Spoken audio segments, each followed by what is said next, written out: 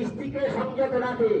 পুরুষের যেমন বলেছে তোমাদের দৃষ্টি সংযত রাখো, মেয়েদেরকেও বলছে যে তোমরা তোমাদের দৃষ্টিকে সংযত রাখো, তোমরা তোমাদের দৃষ্টিকে সংযত রাখো। দৃষ্টি মেয়ের যেমন আছে পুরুষের আছে, পুরুষেরা দৃষ্টির সাহায্যে খারাপ কাজ করছে, মেয়েরাও দৃষ্টির সাহায্যে খারাপ কাজ করছে। একবার পুরুষদেরকে বলতেছে 30 নম্বর আয়াতে পুরুষদের, আর 31 নম্বর আয়াতে আল্লাহ বলছে হে নবী আপনি বলে দিন যেন ওই ঈমান আনয়নকারী নারীদেরকে বলো তারা যেন তাদের দৃষ্টিকে সংযত করে। শুধু পুরুষদের বলে আমার আল্লাহ খামতে হয়, মেয়েদেরকে বলছে। তাহলে এখানে আল্লাহ তাআলা ঈমান আনয়নকারী নারীদেরকে হুকুম করেছেন যাতে মর্যাদাশীল পুরুষদের মনে সান্ত্বনা আসে এবং অজ্ঞতা যুগের জঘন্য কোথাও অবসান ঘটে, যেন তাদেরকে দৃষ্টি সংযত রাখতে বলা। বর্ণিত আছে হযরত আসমা বিনতে মুরশিদের বাড়ি বানু হারিসার মহল্লায় ছিল। আসমা বিনতে মুরশিদের বাড়ি ছিল কোথায়? বানু হারিসার মহল্লায়। তার কাছে স্ত্রী লোকেরা আগমন করত, সেই বাড়িতে মেয়েরা আসতো। তখন তার প্রথা অনুযায়ী তাদের পায়ের অলঙ্কারাদি এবং বক্ষ চুল খুলে রাখা অবস্থায় আসতো তারা। ওই বাড়িতে এই বানু হাসিনার মহল্লায় আগেকার কথা হচ্ছে আর কি, আজ এই আয়াত নাযিল হওয়ার আগে, তখন এই লোকজনেরা বাড়িতে আসতো। মেয়েরা আসতো কিভাবে? মেয়েরা আসতো তাদের অলঙ্কার গহনা গেড়ে সব দেখাতো, আর বুকটা আলগা রেখে দিত, আর চুল খুলে রাখতো। মেয়ে নারীরা আসতো, ওরা গহনা করতো গায়ে, সেইগুলো সব থাকতো, আর বুকটা আলগা করে রেখেছিল। মেয়েরা বুকটা আলগা করে রাখতো, আর পা আর চুলটা খুলে রাখতো, মাথার চুল। তাহলে উলঙ্গ তো নাকি?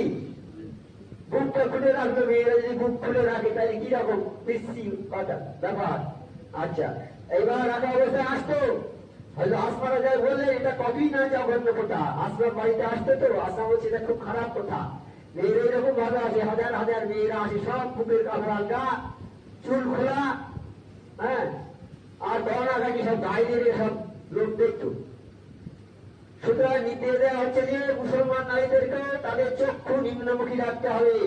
এবার আমার আল্লাহ পাক কি বলছেন যে এই মুসলমান নারীদের এদের চোখটা নিচের দিকে করতে হবে, যেমন পুরুষেরা নিম্নমুখী ছিল, এই নজরটা যেন নিচের দিকে থাকে। স্বামী ছাড়া আর কারোর দিকে কাম দৃষ্টিতে তাকানো চলবে না। স্বামী ছাড়া কারোর দিকে কাম ভাবে তাকাতে পারবে না, স্বামীর দিকে তাকানো যাবে। হযরত উম্মে সালমা রাদিয়াল্লাহু তাআলা বর্ণিত আছে যে তিনি এবং হযরত মাইমুনা রাদিয়াল্লাহু তাআলা নিকটে ছিলেন।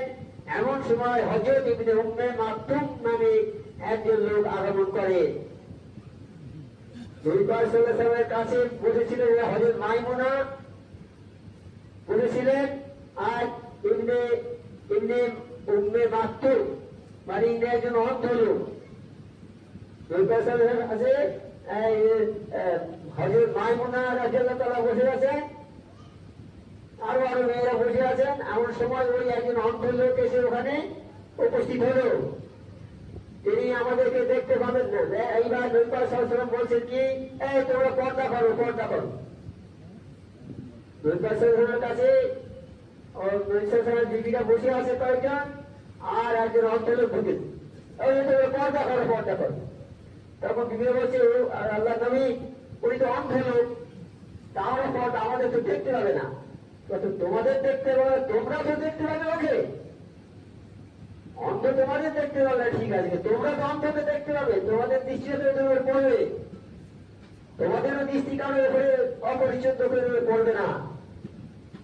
সেই জন্য তোমাদের দৃষ্টি সংযত রাখতে হবে। যাও তোমরা পর্দা করো, পর্দা করলেন। তবে কোন আলেম বলেন যে কাম দৃষ্টি ছাড়া তাকানো হারাম নাই। স্ত্রীলোকদেরকে সচিত্র রক্ষা করে চলতে হবে, মেয়েদেরকে তাদের সচিত্র রক্ষা করে চলতে হবে। নিজেদের আভরণ কারো সামনে প্রকাশ করা যাবে না, অর্থাৎ নিজেদের দেহটাকে কারো কাছে প্রকাশ করা যাবে না, কারো দেখানো যাবে না। পরপুরুষের সামনে নিজের সৌন্দর্যের কোনো অংশই প্রকাশ করা যাবে না। পরপুরুষের কাছে নিজেদের দেহের মেয়েদের তো সৌন্দর্য আছে, দেহের কোনো অংশ দেখানো যাবে না। হ্যাঁ, তবে যেটা ঢেকে রাখা সম্ভব নয় সেগুলোকে গোপন রাখা স্ত্রীদের পক্ষে সম্ভব নয়। এটাও বর্ণিতাদের দ্বারা মুখমণ্ডল, হাতের কবজি ও আংটিকে উজাড় হয়েছে। মুখমণ্ডলটা, হাতের কবজি, এই পর্যন্ত। আর মুখমণ্ডলটা আর হাতের কবজি আর হাতের আংটি, এইগুলো বোঝানো হয়েছে। এইগুলো আলগা থাকতে পারে। এর দ্বারা উদ্দেশ্য হল সৌন্দর্যের স্থানটা যেটা প্রকাশ করা শরীয়তে নিষিদ্ধ। আর কোনটা গলায় হার আছে এটাও দেখানো যাবে না। এখানে হাতে আর কিছু গহনা আছে দেখানো যাবে না। থাকে তো এইসবগুলো কিছু দেখানো যাবে না। শুধু ওই হাতে থাকলে হাতটাই পর্যন্ত আলগা রেখে দিতে পারো। হাতে আংটি থাকবে যদি দেখে কোনো অসুবিধা নেই। বলিয়া যে আভরণ অর্থাৎ অলঙ্কার। আভরণ বলতে বলেছে অলঙ্কার, গহনা। গহনা তো গায়ে পড়ে, কাপড়ের উপরে তো পড়ে না, গায়ে পড়ে। তাই গহনা দেখানো যাবে না কোনো পরপুরুষের। আর আকর্ষণীয় পোশাক দুই প্রকারের রয়েছে। আচ্ছা, জরুরি হতে বলেন এই আয়াতে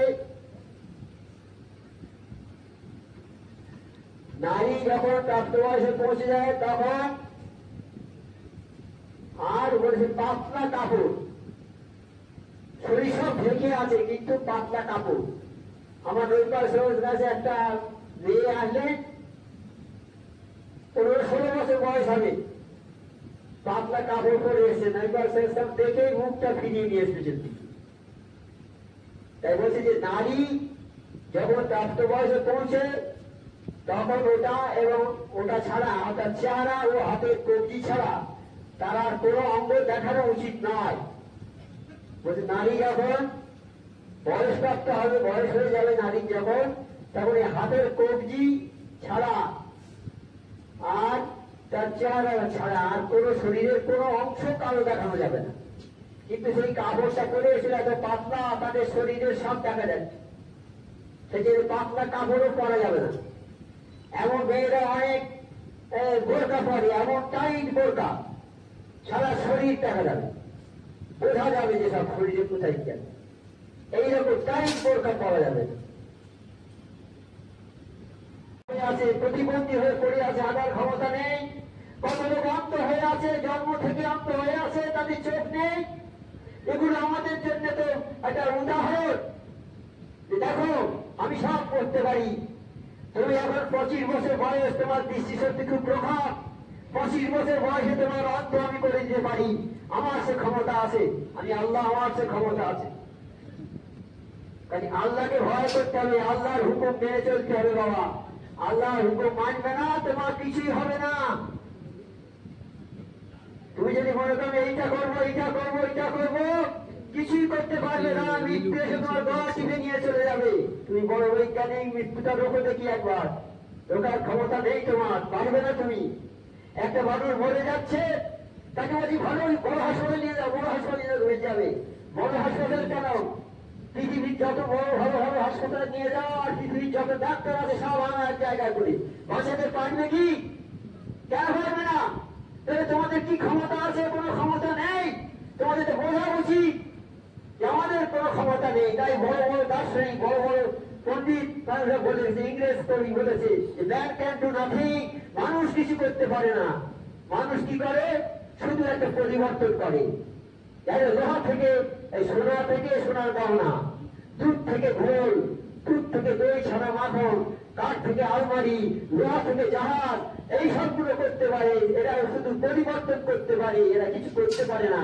তাই আমার মর্যাদার ভগবানে বলে গেছে যে মানুষ, তুমি বড় বৈজ্ঞানিক হও, দার্শনিক হও, সাহিত্যিক হও, যত বড় শিক্ষিত হও, সারা পৃথিবীর জ্ঞান তোমার অর্জন করা হয়ে গেছে।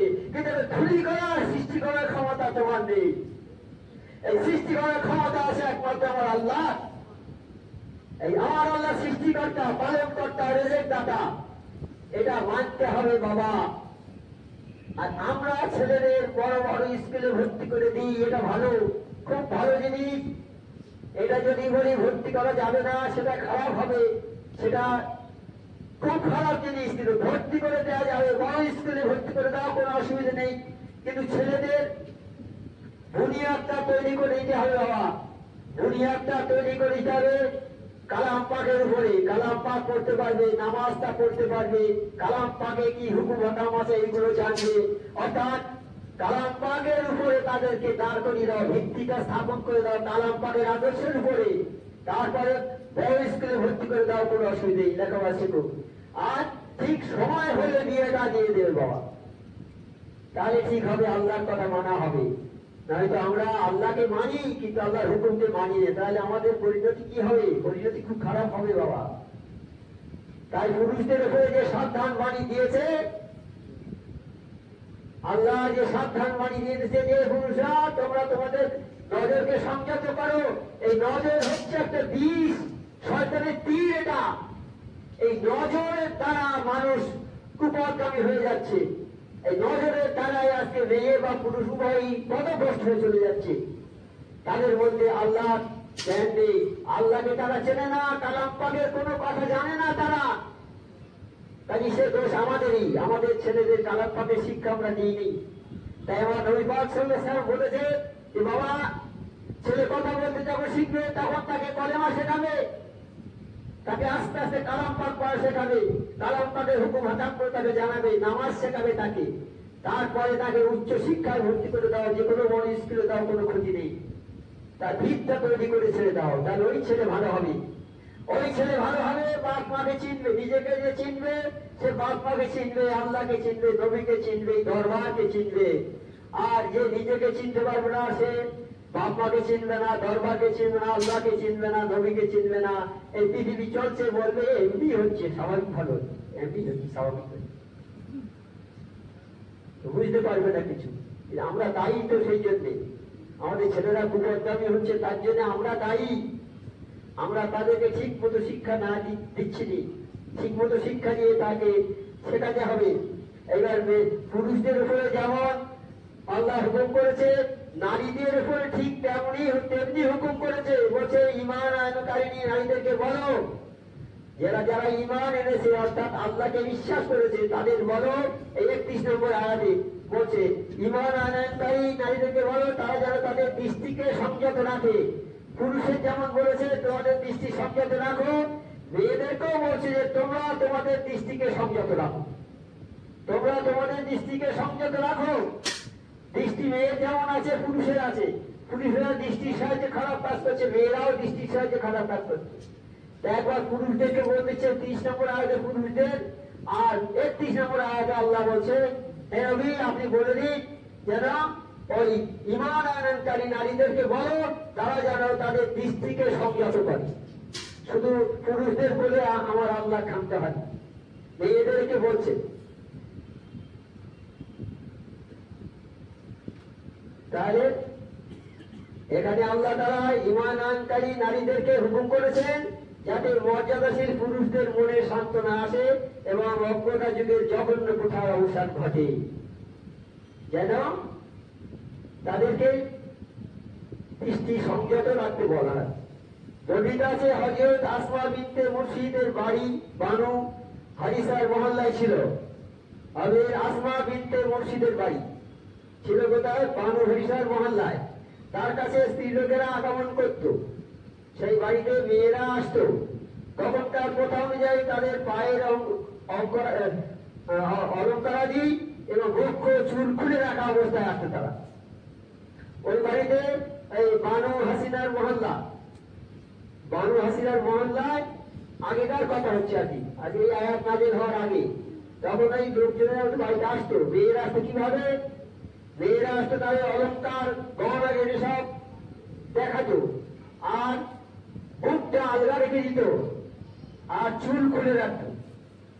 মেয়ে নারীরা আসতো, ওরা গহনা করতো গায়ে, সেইগুলো সব থাকতো, আর বুকটা আলগা করে রেখেছিল। মেয়েরা বুকটা আলগা করে রাখতো, আর পা আর চুলটা খুলে রাখতো, মাথার চুল।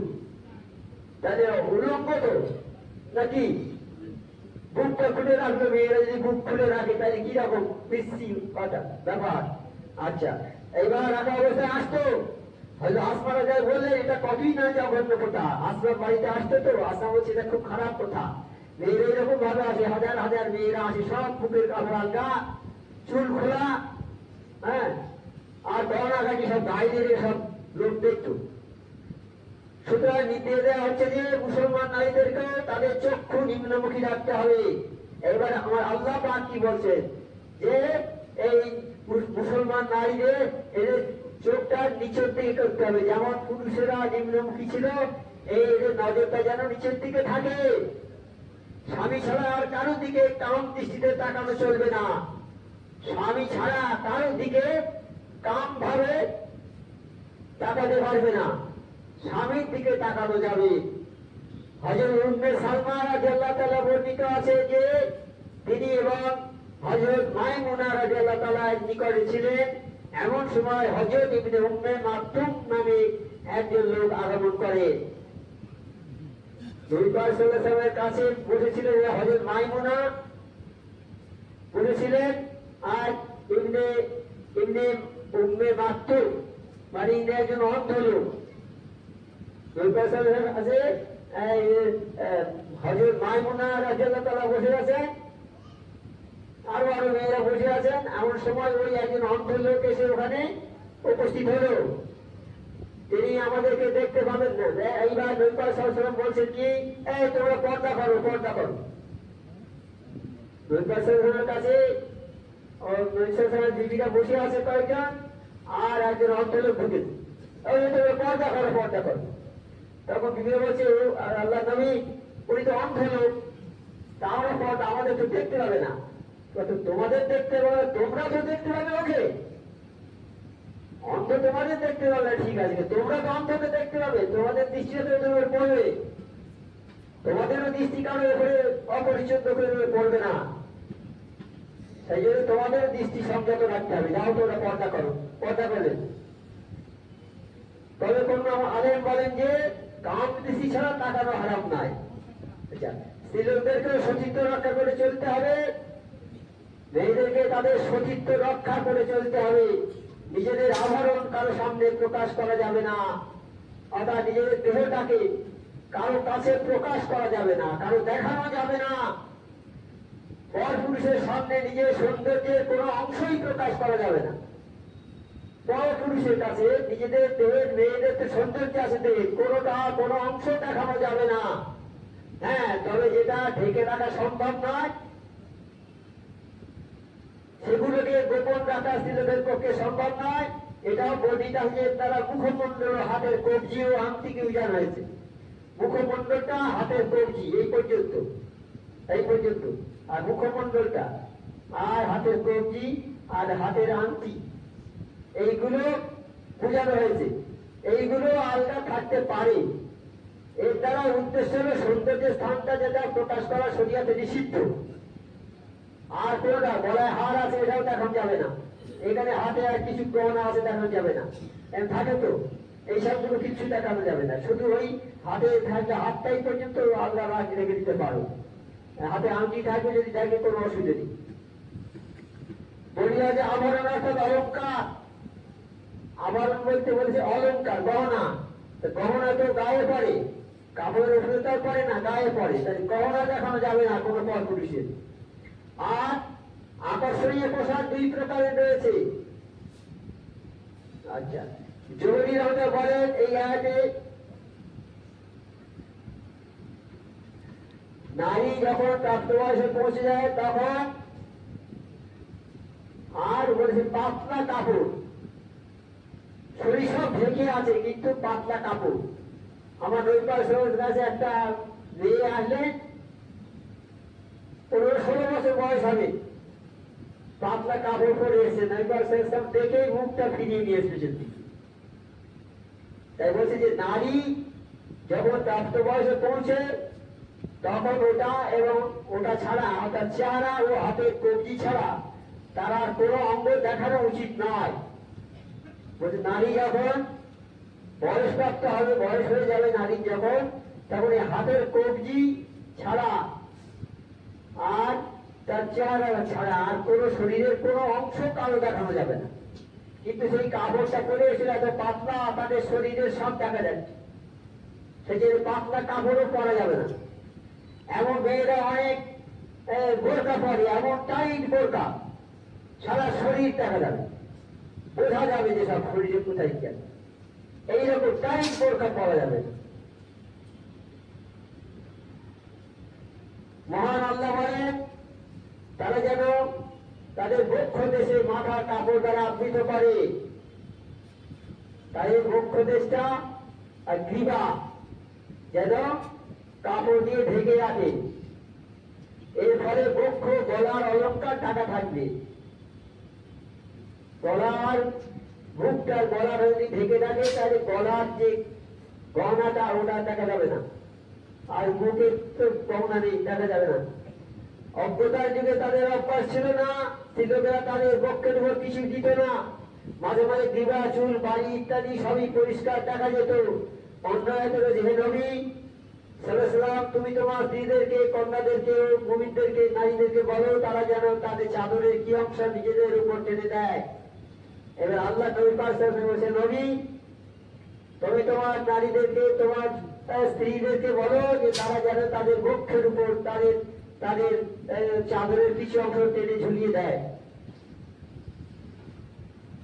এতে তাদেরকে চেনা সহজ হবে। সুতরাং স্ত্রীলোকদের উচিত যে তারা যেন নিজেদের ওড়না দিয়ে বা অন্য কোনো কাপড় দিয়ে তাদের গ্রীবা ও বক্ষকে আবৃত করে রাখে।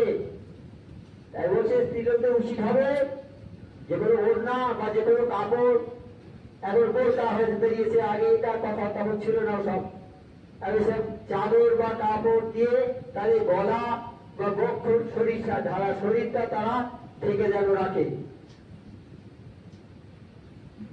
মেয়েরা নিজেদের সৌন্দর্য প্রদর্শন করতে পারে ওই সব ব্যক্তির সামনে, মেয়েরা তাদের নিজেদের সৌন্দর্য দেখাতে পারে তাদের সামনে, যেমন তাদের স্বামী, তাদের পিতা, তাদের শ্বশুর, তাদের পুত্র, তাদের স্বামীর পুত্র, তাদের ভাই, ভাইপো, বোনপো, আপন নারীগণ যেমন মা, খালা, চাচি ইত্যাদি, তাদের অধীনস্থ দাস দাসী, এদের অধীনস্থ দাসী, কামহীন পুরুষ, এমন বালক যারা নারীদের আবরণীয় বিষয়ে অনভিজ্ঞ, অর্থাৎ নারীদের কাপড় পরে আছে, কাপড়ের ভিতরে যে কি আছে সেই সব বালক যারা জানে না, অনভিজ্ঞ তারা, সেই রকম বালকের সামনে তারা সৌন্দর্য প্রকাশ করতে পারে।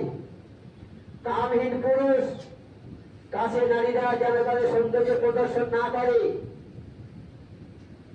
কামহীন পুরুষ এমন বালক যারা নারীর ব্যবস্থা সম্বন্ধে অনভিজ্ঞ, তাদের সামনে, যারা নারীদের সামনে অনভিজ্ঞ এবং ছোট বাচ্চা ছেলে তাদের সামনে তার সৌন্দর্য দেখাতে পারে, কোনো অসুবিধা নেই, কিন্তু এছাড়া আরো কারো কাছে নারীরা যেন তাদের সৌন্দর্য প্রদর্শন না করে। আর একটা কথা, মুসলমান নারীরা পরস্পরের সামনে নিজেদের আবরণ প্রকাশ করতে পারে, কিন্তু অমুসলিম নারীর সামনে মুসলিম নারীরা তাদের আবরণ প্রকাশ করতে পারে না। মুসলমান নারীরা তাদের মুসলমান নারীর কাছে তাদের পোশাক পরিচ্ছদ, তাদের শরীরকে দেখাতে পারে, কিন্তু অবিশ্বাসীদের সামনে সে দেখাতে পারবে না। অবিশ্বাসী নারীর সামনে তার শরীরটাকে দেখাতে পারবে না। কি হবে তাহলে? সেই নারীটা গিয়ে ওই মুসলিম নারীর শরীর সম্বন্ধে তার স্বামীর কাছে গিয়ে গল্প করবে, হ্যাঁ, বলছে মুসলিম নারীদের সঙ্গে বর্ণনা করবে।